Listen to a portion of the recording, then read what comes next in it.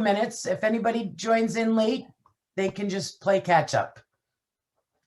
So basically, I'm going to start off with this. Our great topic today is how to make the six figures using models and systems. So in my opinion, and this is my interpretation, you will get a similar type class with all the people in your market center, how does it, different things like this. So this is totally going to be my take. So I want to talk to you about, when you brush your teeth. Yes, that's a system. How you put your socks on in the morning. Yes, that's a system. When I always heard, you got to do your systems and models, and I read the MREA book, the Millionaire Real Estate Agent book, I got myself a little overwhelmed on what the systems and models were. Honestly, it's as simple as those two examples. You do it daily, you create the habit. Oh, this is interesting. I can't see the rest of my screen. Okay, so you do it daily, you get a result. You do it because you created the habit of doing it. Your real estate systems and models should be the exact same way. It's your habits, it's your daily routines, and what you choose to do today really does matter. So the best way to earn six figures is to concentrate on your choices and the activities that you choose to do.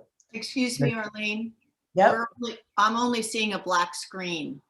We're not seeing if you have a PowerPoint, we're not seeing that. Oh, you're kidding. And I just had checked it. All right. So stop sharing and then come back to, let's see if we can do this. We're going to hit share screen again.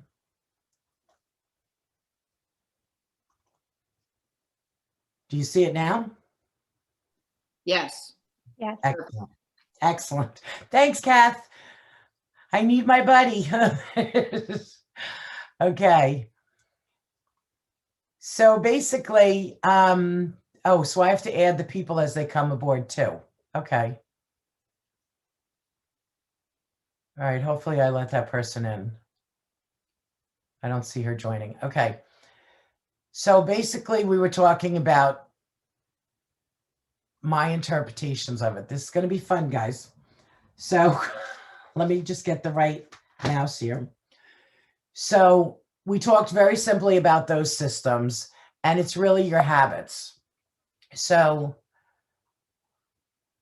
all right, you got to go this way. Okay, so the best way to earn your six figures is to concentrate on what your choices are, your activities, your habits, and the tasks that you choose to do.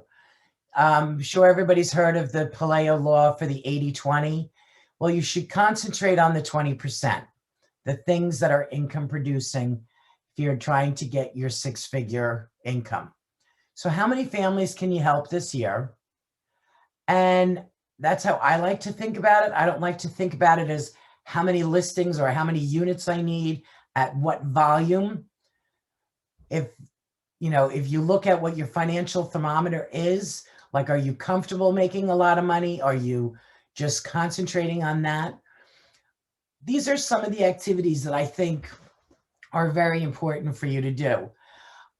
Just to think about it, they're all discussed on other classes, but you should be familiar with them. And if you're not, just write them down, and then you can refresh yourself with these ideas later. There is the 411 tool. That happens to be the 4 weeks. You're looking at the 1 year, the 1 month, and then you break it down to 4 weeks. Basically, when I look at everything, I look at the job of a real estate agent. What is it? To lead generate, to go on appointments, negotiate contracts, script and role play, and then follow up and follow up again, because follow-up is so key. Now this here, the 135 or the GPS, is what I believe is your goals, priorities, and strategies. So I do this for the year, which is my one main business objective. I then look at 3 priorities to achieve that objective, and then my 3 strategies or tasks to reach that goal. At any time, if you guys have questions, please feel free to chime in. I like the class to be interactive. One other little thing that I like to do is a 3, 20, and a 1.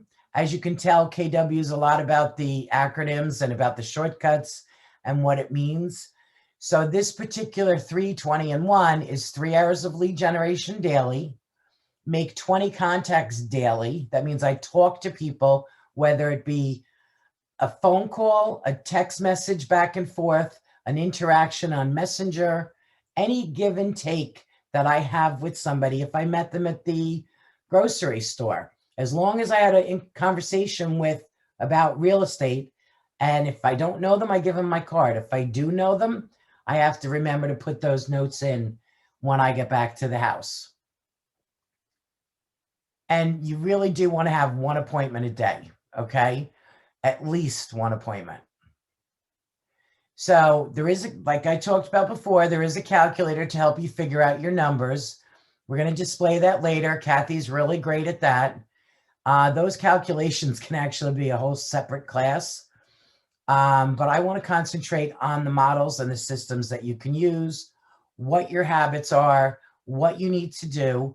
You know, you read the MREA book and you could follow that blueprint. It's straight out there. It's a proven system. You know, right here, you have to have your foundation of models. This is a very strong, steady foundation. If you want to get creative after you've mastered your models and the foundations, you can do it up here. For this type, if you're going to go and lead with your creativity and think like, oh, I have a better way to do it, you know, you're kind of always counterbalancing that and kind of rocking back and forth because you don't have the stability underneath you. So really look to get your foundation and your models in place first. You know, does anybody have any questions this far? Anything you want to ask? Anything good? Thumbs up? All right. So we always ask the motivation. We ask our buyers, we ask our sellers, what motivates them? Why do they want to either buy or sell? And what do they want to do? Well, you know what? How about you ask yourself that? What is your motivation? And let's look at how your activities translate into those results.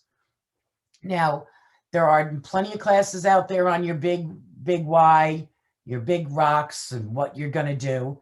This is just a little bit differently. So if people talk about the 6-figure income, and most people want to really cap, which means get their 100% commission as early as they can in their year view. I was talking to one girl today, and she was so excited because she's like, oh my God, I capped. And I was like, oh, that's fantastic. When is your reset day? She goes, March. Lo and behold, it's April.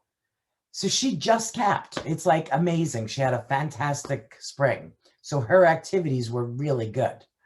So if you want to cap in 3 months, these are basic ideas, and it really gives you an idea of like, if you're going to do it, think about how long it's going to take you to get to that cap. And you can make your 200 contacts per week. You want to be able to build your database up to 250 METs as soon as possible. You would like to put your database in command and start using the smart plans. You can hold 4 open houses per week.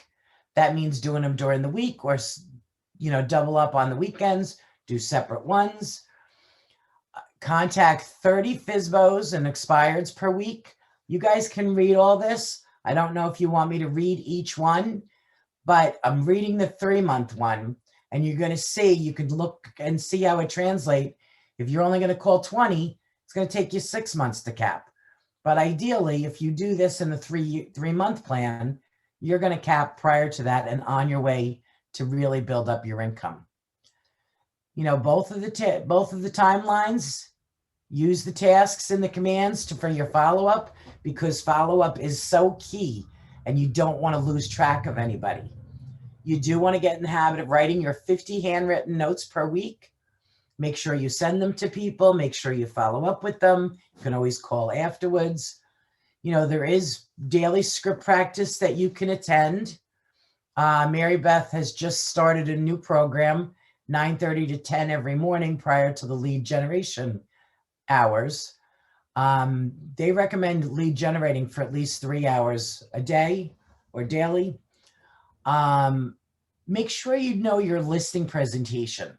Make sure you know your buyer presentation. Try to really get 5 appointments to get listings a week. 1 a day really shouldn't be that crazy, but if the way you're going to balance your business, like my business is 60-40. I do 60% listings and I do 40% buyers because I really do love my buyers.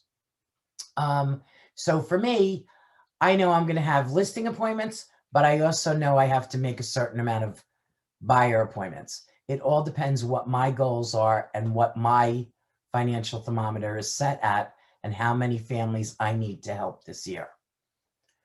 You want to attend the coaching calls, the trainings, which are on the office calendars. It's kind of cool because you can also go to any BCP office on their calendars and see what fits into your schedule and what your needs are. And we do really recommend reading the MREA, which is the Millionaire Real Estate Agent, and the Shift book within the first 3 months. And you really should implement those proven models and strategies. Okay. Now here's the 9-month plan to cap. You can see it went down to 75. If you're going to take 12 months, it's going to be 50 contacts a week. You're still building your database to 250 Met. You're going to put everything in command because honestly, the system does work. For 9 months, you're going to do 2 open houses per week. For the 12-month, you're going to do 1 open house per week. You're either going to contact, if you want to do it in 3 months, it was 30. 6 months, 6 months, it was 20. Now it's 9 months, so you can do 15. Well, if you're going to wait till 12 months to cap, that's 10. It's great to cap, but I like the benefit of capping early to make sure I can maximize how much money's going in my pocket. Again, it's the same things on the bottom. So I really just want you to be conscious of it, and I really want you to think about it. So there's other courses on this. It's moving from E to P. It's called the 6 Personal Perspectives. And the E is a very entrepreneurial way. It's what comes naturally to you, doing what comes natural. The P is the purposeful way. It's doing what comes unnaturally. So you have to really work at it. You have to really think about it. Now, in the green there, I put for myself, I almost felt I was an employee, and my mindset had to go from employee to the principal owner of my own business. Once you realize that you're the principal owner of your business, all of a sudden different things go on. I now make the time to have a budget for marketing. I now make my budget to have for all of the different categories, like a business, a true business that it is.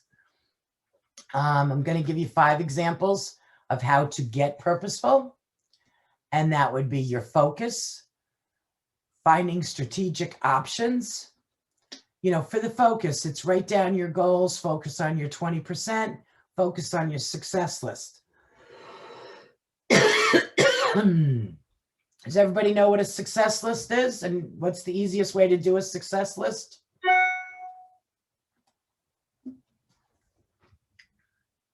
Anybody?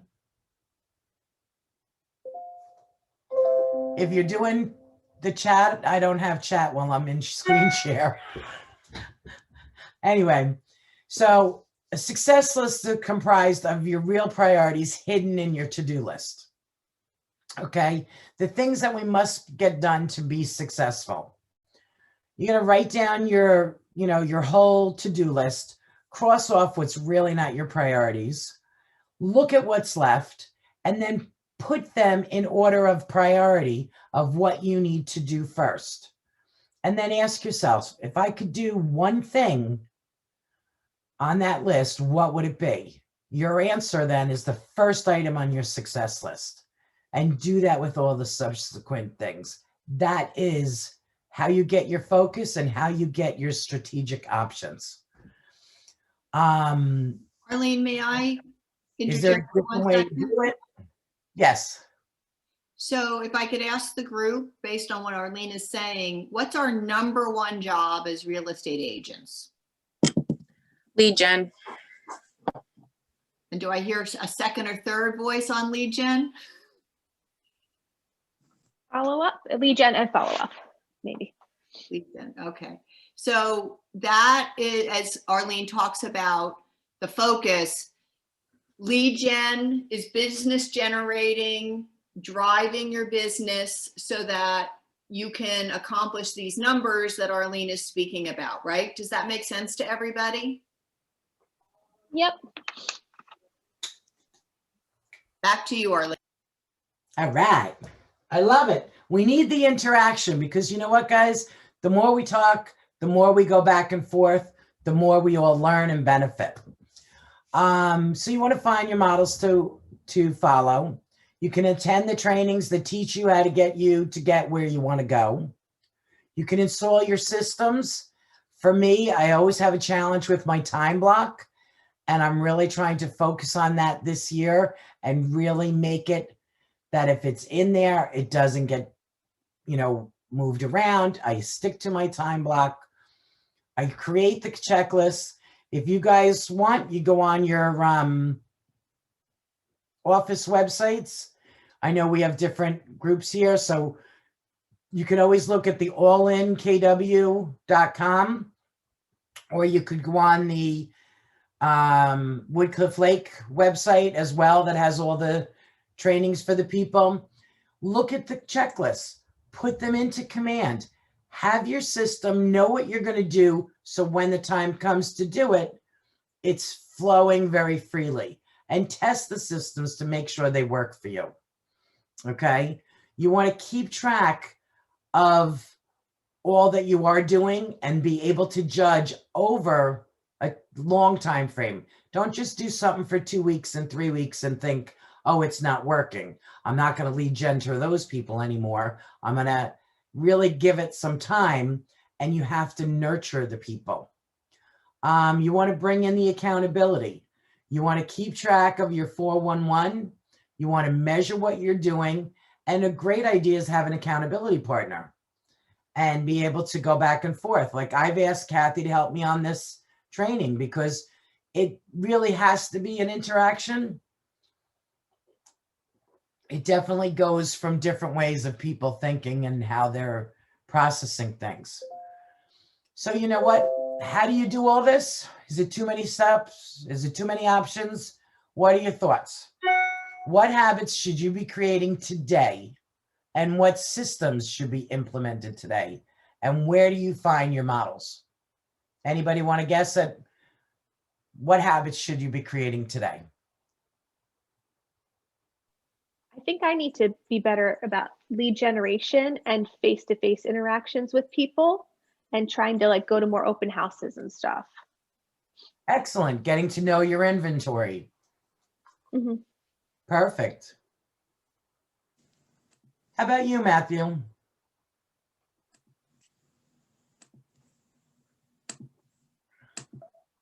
I might have the name. Sorry, I was just going off mute there. How about me? Good question.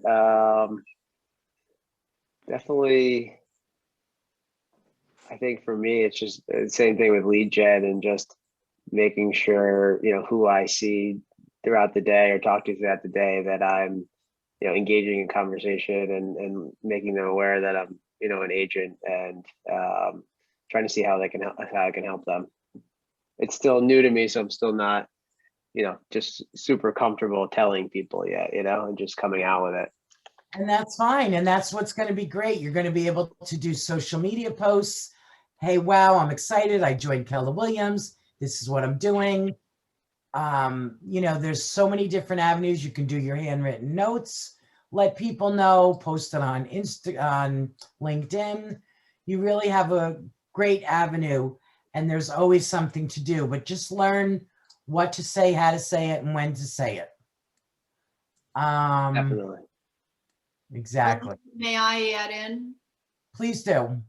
So just tying into what Matthew was saying about, you know, don't be a secret agent. Let everybody know that you're an agent. And I totally understand when I first started, and I'm 3 years into this, it was, you know, I was a little shy at first. And then I did a couple of different things, just different suggestions for people, is that I took a picture of my business card. Make sure you have business cards. Even though I know we're more of an electronic world, it's still nice to have a business card. I actually took a picture, put it on my phone so I could text it to people. I use Messenger and Facebook, and all the people that I knew, I sent a simple message that I just kept on copying and pasting and just said, hi, how are you? Just want to let you know, I'm now in real estate. If I can ever help you, if you know anybody, you know, let me know. Thank you for your friendship and your support. Something along those lines. It was a really simple message just to get my name out there on it. So it's a simple way. And after a while, now everybody I meet, I automatically, like somebody comes in to do work on my house, I give them my business card because I might be able to help them with future clients. So, you know, there's ways, and it starts to feel very comfortable, and you'd be surprised. I've been in doctor's office. They asked me, you know, get the KW mask. And they asked me, oh, are you with KW? Are those your initials? You know, so you never know when you can make a connection, and it's about getting your name out there and getting people to know you're a real estate agent. So if you lean into it, it starts to become a habit and becomes very comfortable after a while. Kind of like exercise, you know, when you first started exercising, you're like, oh, do I really want to do this? And then all of a sudden you're like, oh my God, I can't live without doing it. So anyway. Those are good suggestions. Thank you. I put up my first Instagram post last night. So. Oh, good for you. Good for you. Yeah. I did my headshot. I put that up. You don't have the business cards yet. That's okay. And when you get it, but it's like, you're just building Step momentum. by step. Yeah, Step by exactly. step. You got your headshot now. Now you can do Putting myself out there. Absolutely. Yep. And then Arlene, may I mention one other thing? Sure. I was going to ask if anybody else had anything they wanted to share as well, but go ahead. I just wanted to just go back to what Anne was saying earlier in terms of lead gen priority, follow up. And I think that, you know, Anne mentioning follow up is really important because quite often we talk to people and then we might be a little disappointed that we didn't get an appointment. And what they say is the money's in the follow up. So, you know, with what Arlene's talked to you about so far is when you find the things that work. And how is a habit created? It's about consistency. So it's that consistency of not just reaching out to people, but then that follow-up. And the follow-up can be as simple as just checking in to see how you're doing. So, but I think that's a really good, you know, a very good point that Anne brought up in terms of when we look at how we focus on building our business. It's that lead gen and the follow-up of important leads that could lead us to getting transactions and getting some deals. So. Excellent. Anybody else want to share any ideas that they've used? I want to just go back to, I apologize, the gentleman who was talking about being new and sharing who he was, generation, like right, the Instagram post. English is apparently a challenge for me today.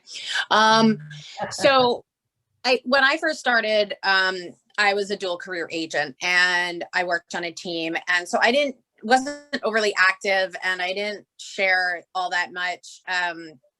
But I think once you feel comfortable with who you are experience wise and also feel like you can help people, because in the beginning, you're just like kind of walking around pretty clueless. So give yourself like a couple of months and then really just start being a little more active on social media and reaching out to your sphere. I know there is a good script somewhere about reaching out to your sphere. But yeah, you definitely don't want to be a secret agent. Kathy, I've done the same thing as you. I have a business card, take a picture, which I send along in, texts. And anytime anyone who comes to my house, shit, you guys, when I give away things on my town, like Facebook free page, I put a card in it. Like I put a card on it. I do it like whatever you can, like, just don't be a secret agent. And I know initially it's hard because you're like, oh, it's new. I don't know if I want to share it with people yet, like blah, blah, blah. But, give yourself a few weeks to at least feel like your feet are wet, but you definitely got to get the word out there, because that's the people who are going to help you manage your business. Absolutely. That's helpful. Thanks. That's a great. good suggestion. Giving, like Kathy and Nicole were just saying about giving your business card out to everybody, and I'm trying to be less shy about that. So those are good suggestions. Yeah, I mean, it really is helpful. And it does take some time. I mean, I had some challenges with it, initially, and I am like not a wallflower by any stretch of the imagination, but I also didn't always want people to feel like I was always hitting them up for, this or that. And one way I know a lot of people are asking too, when you're just doing your care calls and you're talking, ask someone like first, how's work going? How's this? How's that? Blah, blah, blah. And the conversation does end up coming back to you in real estate and things like that. So you don't have to like jump in and lead with what's going on with you. Just let them talk about themselves first. And then, oh, how's work for you? Oh, great. I was getting busy with real estate. I'm enjoying it. It's tough, but I really, and then that's it, oh, do you know anyone? Oh, whatever. So, you don't, because you were on the call this morning for the scripts, and that whole Ford, the family orientation, recreation, dreams. Right. And I wrote down that acronym. It was the first time, I mean, I know we live and die by acronyms at Keller Williams, but that was the first time I had heard like that particular acronym. And I was like, dreams. Okay. That's one that I like hadn't really focused on, family, occupation, recreation, that I've done, but dreams is something I have to kind of figure out a way to incorporate in my conversations. So yeah. And you'll get there. Yes. You'll get there. It's Yep. being purposeful about it. So Yes. it's all good. So now, one of the other things, the Career Growth Initiative, it talks about your listing management, your listings, your pipeline, the value of it. This is all great. I'm not going to jump a lot into this, but I just wanted to touch upon it, that you knew, like, there's different things that you really got to think about for how you're going to do it, why you're doing it, and when you're doing it.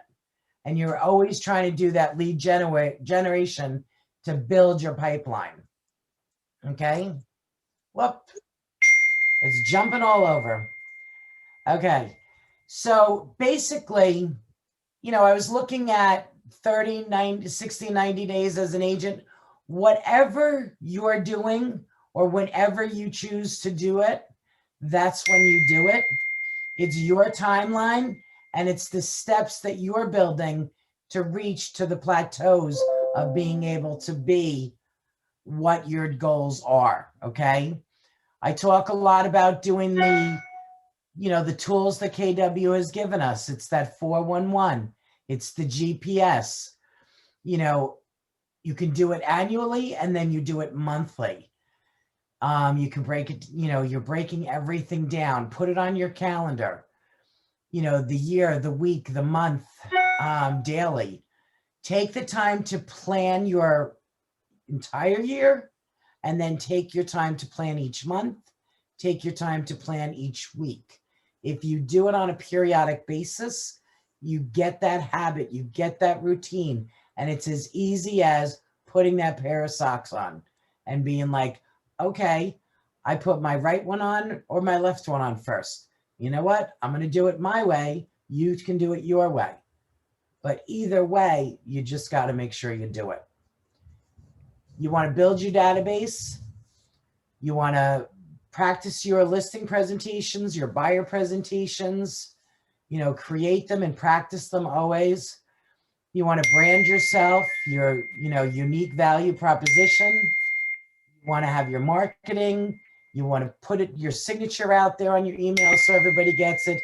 You could do a signature on your text messages. Put your profiles on all the different websites that you want that are real estate related. You're comfortable doing social media? Use it. Do it. The general consensus is you just got to do it. You have to take the actions and you have to start doing it. So we can set your goals and know your big why, exactly why you're doing it, what you're doing it, and when you're doing it. Kathy, do you want to go over that calculator? I can take a couple of minutes and go to that. If you give me the ability to share the screen, I can go into the live one. So bear with me, guys, for a second. I just want to make sure it's up so I don't show Yeah. you. How would I be giving you that access? So next, you see at the bottom of the screen where it says share screen. Yep. Next, you should have like a little arrow next The to it. multiple participants. Yeah. Okay. All right. All right. Well, whenever you have that up and running, that'd be great. I know I was trying to get it up and running, but as Kathy knows, I'm trying to do things on my MacBook and I'm still learning. So that thing is on my desktop. Sorry. Can everybody see my screen? Yes.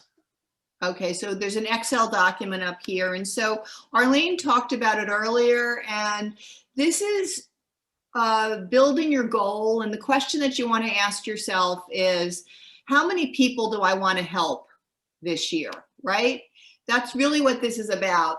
We happen to sell houses, but this is a people business. So if you put it in terms of how many people I want to help, how many clients do I want to have, it might help you to get your head wrapped around it. And so I build a goal up from the bottom up. And so when we talk about, the transactions, so for me, you can see here in green, it says 24. I have a goal to help 24 people this year. And this is just a number. The average sale that I'm putting in here is $450,000. Now, depending upon the houses that you're selling, this number is changeable as well as the goals are changeable. So it depends upon how many. Do you want to have one closing per month? So you might have 12 in this number. My goal is to have 2 closings per month. So I made it 24 for the year. Everybody following me so far? I use 450 because I do have some business where there are going to be condos that I'm selling that are going to be under 400,000. And then I also have condos and homes that I'm going to be selling that are going to be 800,000 and even over $1 million. I like to be more cautious of how I look at it. So I keep it very simple. And so all this spreadsheet does is it says I'm taking 24 times 450. And so that means that I would sell almost $11 million in inventory this year by helping 24 people based on $450,000.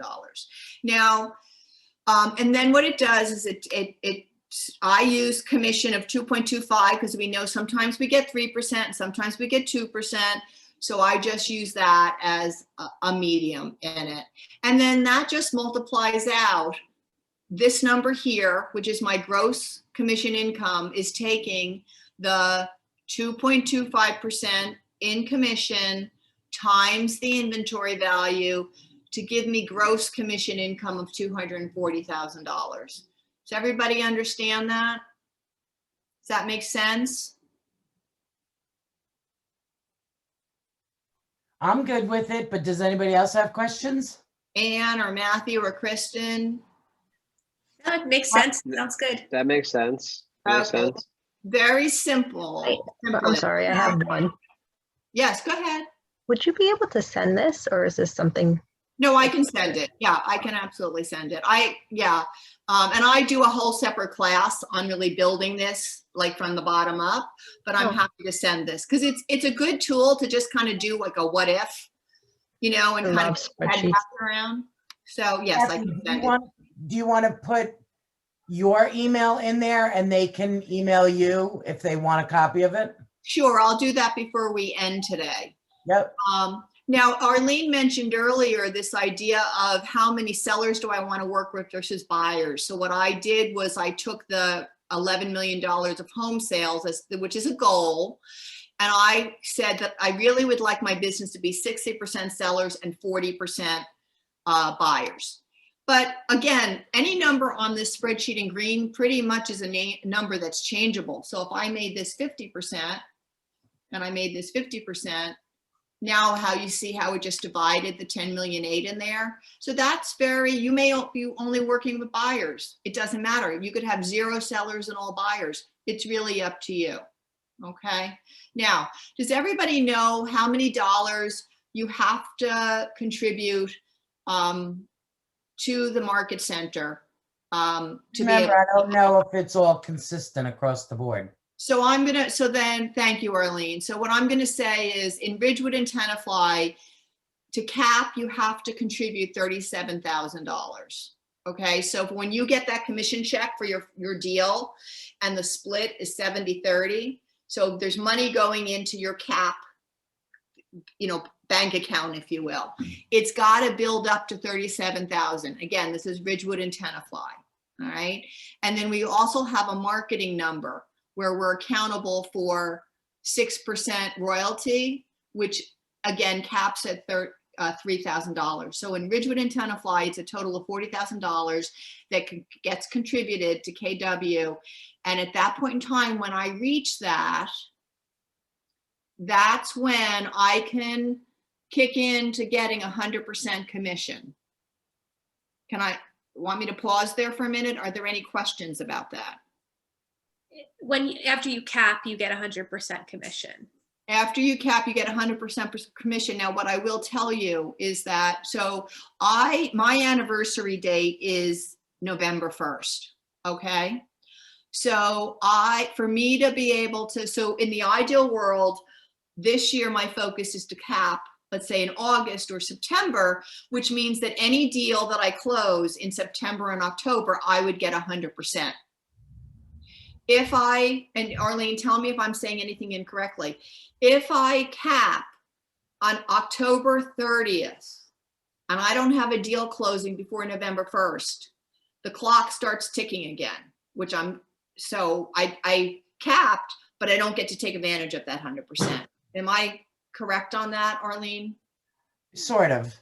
And that's why I was showing you those breakdowns of cap in 3 months, cap in 6 months, cap in 9 months, cap in 12 months. Right. So when Kathy was talking about it, I know for myself, I'm very fortunate. My reset date is, goes by when you actually joined KW. So I joined in January. So my calendar year is the same as a calendar year. Other people have May. Other people have June. So they go, their year goes a little bit different than mine. Okay. Whatever yours is yours. I do know the royalty, like if I am in January and I've already capped, I've already met my royalty and I've already met my cap, and I have a closing in January and I believe February. Okay. My royalty is already covered. They don't start to take that royalty out again in February. But you find out it goes by the end of that month that you joined. So you can always ask your broker if you don't remember when you started, or your, what's it called? The money guy, the MCA? Yeah, the MCA. So, and Arlene's right. Please check your numbers with your MCA, with your broker, or with your coach, so that you make sure that you truly understand where you are and where you have the opportunity to be. So I'm just, if you go back to my spreadsheet, I just want to focus on, notice how I changed it to 12 transactions. But that's a number that Kathy has picked. Do not put a ceiling on yourself. No, You might want 12 closings a month. You might exactly. want whatever number you want in the month, Right. you're So- putting in here. For her, this is your yearly number. Right. And so I'm using this as an example. So 12 transactions, and I'm keeping my average sale price of $450 if that's what I think I'm going to sell based on my mix of business. This number is calculating at $36,450, which means that if I only do 12 transactions at $450,000, I'm going to miss capping by, what is it, $550? Does everybody see that? The 3645 versus the 37? So you see how I'm shy In of my opinion, it's nice to say you cap, but I'll be very honest. I want to cap earlier because I want the benefit of getting the 100%. Yeah, that makes sense. Absolutely. So listen, I'm just pointing out a few things in terms of as you build your numbers and you understand how it ends up coming up to a number. First of all, it's how big or little you want your business to be is number one, based on what type of business you're trying to build. Number two is, as Arlene said, as you're looking at capping, ideally, the sooner you cap, the more that you're going to end up with money in your pocket. And again, you can be as aggressive or non-aggressive as you want to be to getting to that number about how your business flows. Understanding how many people you want to help along with the typical average price point you're going to sell, as well as the kind of commission you're going to take, are all levers that end up getting you to the number that will meet the company criteria. And so, and also what Arlene said was, which is correct, you have your cap number, which is your 37,000, again, Ridgewood and Tenafly. You also have the marketing royalty, and that marketing royalty can end up being met, the $3,000, a lot earlier than you get to your cap number. So anything over 3,000 going forward goes back into your pocket. Does that make sense to everybody? I hope I didn't overwhelm you. I know it's a lot of information to absorb, but it's important to understand the numbers and make sure that you work with somebody in your office to understand where you can track your numbers and track your numbers in terms of the business you're doing, but also understanding your contribution to the company numbers so you can see how close you are to meeting the goals that you have. So Arlene, I'm going to stop and turn it back to you. No, I think it's perfect. You know, anybody can do whatever they choose to do, okay? It's a matter of you can decide, you know what, I'm going to do this part-time. I'm happy if I get one closing a quarter. Mm-hmm. You could decide, I'm happy if I have one closing a day. And I know people that do it. Like the girl that I was talking to you early, Jess, she capped already in the month and a half because she had that many sales. If you have $1 million sale, Kath, that was one thing I was going to have you put up. I was Yeah. going to ask you to do. If you go back to that sheet and Yeah. you put if you're doing $1 million, you just doubled the amount that you're putting in. So instead of it taking the 12 transactions to get to that number, it's going to take a lot less. So know your market, know what you want to do. The average sales price is $1 million.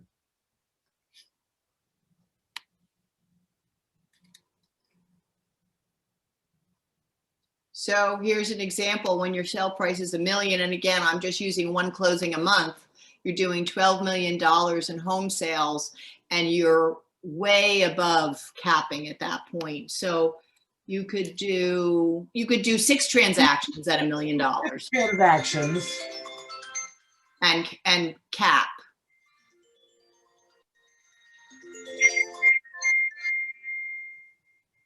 Sorry. If you always have higher commissions, then that'll be more money in your pocket. So those are the different levers that you can use in terms of when you think about your business. How many people do I want to help? How many transactions? What's the volume level? What's typically the average price of the home that I am planning to sell? And then how much commission am I going to get for each transaction? Those are the 3 things. And then the last is 6%. right, sellers versus buyers. So.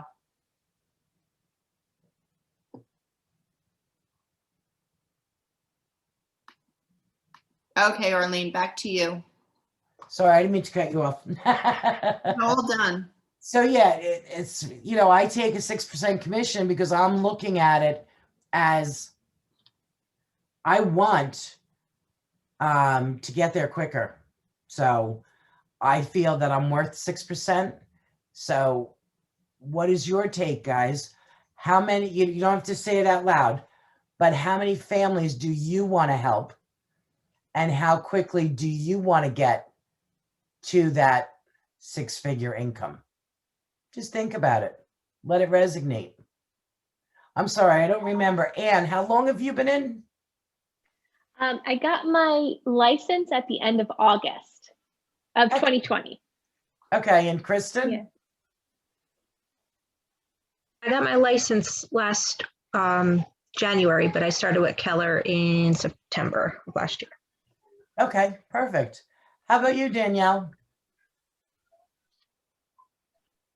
I got my license in March. Well, I got my license in February, but it came back in March with Keller. Excellent.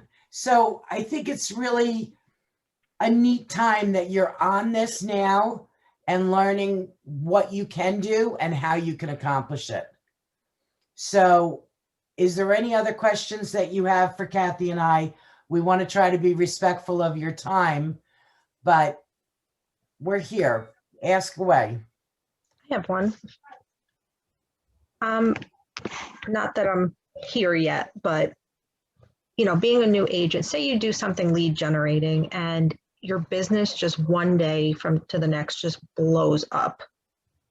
Awesome. Like awesome. Good problem to have. You can't really start a team at that point. Like, what would you? You're so lucky KW has it in place. Mm-hmm. You actually have a team and you don't realize it. Okay. In your market centers, you have the transaction coordinators. You have the people that can do the marketing for you. You have the people that can help you with any aspect. Also, you could talk to your team leader, ask for a mentor, ask for somebody that could do it with you. Find somebody in the office that you're comfortable with and, ask if you could shadow or ask, if you have the business, then ask them if they would go along with you. Some people would want a referral fee for it, or, if you're going to do a mentoring program, that's something you talk to your broker about. Yeah, I was kind of talking about, say you have crazy amount of buyers that you would have to, would it be something you would refer, or how a team, they do a 50-50 because they have a buyer's agent? Mm-hmm. Right. And each team is set up very different, differently. There can be different aspects, but yes, I do know what you mean. Okay. So for myself, I know I have front burners and back burner buyers, people that need to be in right away, people that are, I'm nurturing, people that, they want to move, but they're really not aggressive. And their lease isn't up until August, and they want me to go out with them now in April. So there's different ways you can handle all those buyers. You can do the drip campaigns to them. You could get them used to the market, narrow in on what town they want to be. If you have the problem of so many buyers at once and they're all A buyers, which are absolutely immediate buyers, if you feel that you're not going to service them correctly, ask somebody if they would like to take that buyer. Make sure that you trust the person and you get a referral fee from that. Mhm. Right. And I do know people have done that. They don't want to do the business, but they get their buyers and they get their sellers and they just refer it out. They'd rather not do the nitty gritty, but they like accumulating it. Okay. You Thank also you. have the ability, the other thing to think about is if you're worried about showing because it's just not enough time in the day, there are, you can ask people like who's available to show on a particular day. And if it's an agent you've worked with before, there may not need to be a compensation. In other cases, people will compensate for showing. Per showing. I'm Per sorry? Per showing. Yeah. Like you're going to buyer out, you're going to show them one house, you're going to show them 3 houses. Right, If exactly. somebody else is going to do that Right. for you. So those are conversations that can be had, or if you need somebody to sit in, like doing a home inspection for you, be the agent on the home inspection.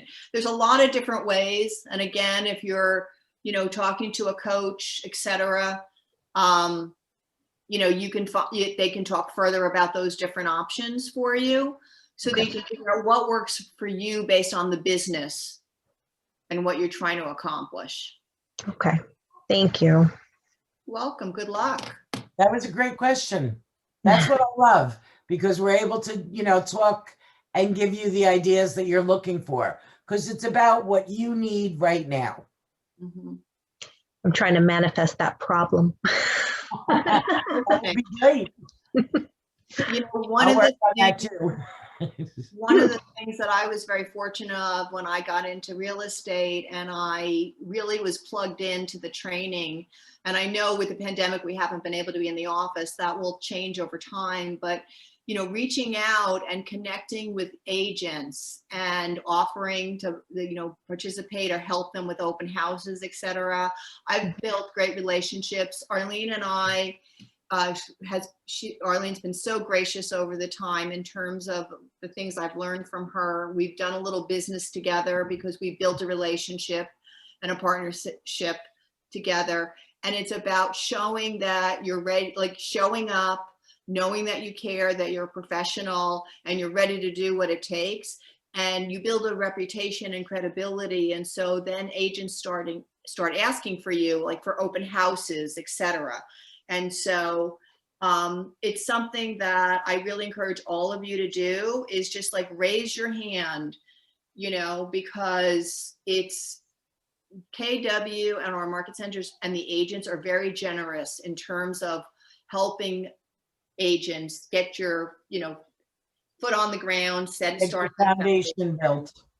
and but it is up to you in terms of reaching out and letting people know you're here and you're ready and want to do business on it. So we And I wish you think the luck. last thing that I'm going to say is, I just lost it. I'm my sorry, God. Arlene. No, it was so funny. I should have wrote it down. With what Kathy was saying, also comes into the other companies as well. She's not just talking about getting to know, like if you go to open houses or you go to broker tours, it's a matter of try to build a relationship and understand that you got to play nice in the sandbox all the time. And if people remove the ego and you realize that, everybody is trying to do the same job, life is a lot smoother. Yes. It just goes good. And sometimes, the way you portray yourself going to a broker open, or how you handle yourself when you're doing a showing and you have the listing agent there, the way you're talking with your clients, but the way you're respecting the listing agent goes a long way. It really does. Because if Kathy has a property and, I'm going to put an offer in, Kristen's going to put an offer in, Danielle's going to put an offer in, Ann's going to put an offer in, we're all there. It goes by the terms, But if the terms are exactly the same and it comes down to it, it might be a little bit more credence to your offer, because you know how she might say to that buyer, listen, Arlene's above board. She's on the table. You know, I know how she works. I know what, you know, her system will be. It sometimes helps. Just saying. Okay. And when it comes to all great suggestions, by the way, Kathy and Arlene and everyone else. But when it comes to asking for open houses, how do you feel as an experienced agent if somebody just raises their hand and says, hey, I'm here to help? Are you like, I'm glad to take that help? Or are you like, hey, where's this person coming from? Like, you know, and it's sort of something you have to earn to get an open house. How do you feel about that? Me personally, I encourage newer agents to ask, hey, I would love to be able to learn how you do an open house. Whether you go to the coach, go to Mary Beth, ask her who you should go to, or just if somebody has a listing in my town, like I try to have my niche of my towns. So if there was a listing in that town, I would probably reach out to that agent and say, you know what, I'm so excited to see this in the town. I live here. Is there any way I could shadow you? Is there any way I can see how you're doing it? I respect you. You know, anything to make them feel good, but understand you could even offer, like in the beginning, I had offered not to take the leads. I just wanted to learn from the person. And that's what I did. Was the 2 hours that I spent or the 4 hours that I spent learning and hearing those interactions something I was able to take forward? Absolutely. And it also shows that agent how you're doing it. Let them decide, you know, let that agent decide how they want to be. You know, like whether they're going to give you the leads or not. You can offer, most people, I would say, will be like, listen, you're going to be here. I value your time, but you never know. You know. Yeah. So if I can just add a couple of thoughts also to this. So the way I did it was I put my hand, I was an agent in the office maybe a couple of weeks, and I happened to walk into an agent's office and I said, you know anybody that's doing an open house? And somebody happened to say, yes, I'm doing it. And my coach asked, can Kathy shadow? And so I went into my first open house shadowing because I wasn't ready to do my own open house. I'd never done one before. And so I was just a sponge with this agent. And I was very fortunate that I was with an agent that was very gracious. And she actually, after I watched her take the first client through, she let me take the next client through. And then she followed along so she could hear and interject and give me feedback. And she also was gracious enough to say, yes, you can take, if that buyer wasn't represented by a real estate agent, I could follow up with them so I could learn how to follow up with a potential buyer on it. And so, you know, establishing that relationship and being very clear of what's expected so that there's no broken hearts is really important. And I was very grateful that opportunity for shadowing, because then I was then in a position the next time to raise my hand to say, I'm available for an open house, not to do it on my own, but again, to be available to work with another agent. And then I built it up so that I could actually, then I started going on, I was on some agents. You may have heard of Stacey Esser's group, who she's a very big agent. I was fortunate enough to get on her short list. I was one of the agents she would pick to actually do open houses for her, because I built credibility and I followed her direction and her rules of how she wanted open houses to be done. So you build your credibility so that you're also comfortable. And I always did an open house with another agent, purely for safety, purely for service. We want to make sure that we're putting best foot forward, but we are important people, each one of us, and safety number one first. So Exactly. Because you never know strangers coming in. you really have to be very cautious. Okay. Well, I think Yes, this was sounds fun. Before, did you have anything else, or you ready to sign off? I don't want to cut Danielle off if you wanted something or if you needed something else, Anne or Kristen. I just had a quick question around like commissions. Like you had mentioned that you have a 6% commission because you're worth it, right? So Yep. how does that kind of fall in line with like new agents or someone that, yeah, I know it's all negotiable, right? But how do you get to that point? Well, that's a mindset, okay? So Danielle, whether you're new or not, you're worth a listing getting that 6%. Because you know why? When we have that 6%, half goes, or a portion goes to the buy side and a portion goes to the list side. I'm not a greedy person, but I'm taking all the risks by doing my listings. So I do a 6% listing. I would keep, there have been occasions where I've kept 3.5 on the list side and I pay out 2.5 on the buy side. So when I get that 3.5, that paycheck, that commission bill comes to me, I bring it to my office, then I have to do my split. By going with 3.5, I'm building the money that I'm in that piggy bank that Patty was talking about to work down your cap. On a buyer's side, working with a buyer, on the bottom of the New Jersey MLS, it says comp based, what they're comping out, what the compensation would be. Sometimes a listing is only 2%. Sometimes it is a 3%. Sometimes it's 2.25. Sometimes it's 2.5. Talk with your individual broker and make sure what you're allowed to charge, because right now, currently, listing agents determine what a buyer's agent will be receiving as commission. Okay. Yeah. Okay. And there Got it. are Thank certain you. towns, the broker will tell you there are certain towns that there's minimums.